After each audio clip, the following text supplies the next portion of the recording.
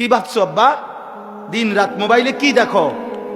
নারী, নর্তকী, জিনা, ব্যভিচার, উলঙ্গ দৃশ্য, কোন বেহায়া নারীর ছবি কেন দেখো?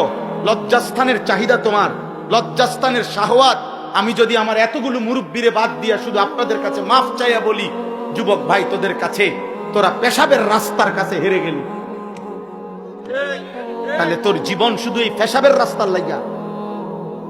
কা পুরুষ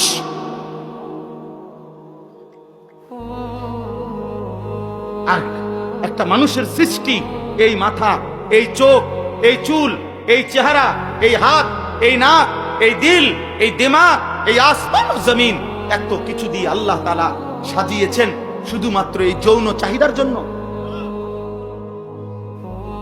এক নারীর জন্য। প্রিয় বাপ, তুমি কি করছো? বলো না নওজোয়ান, বলো।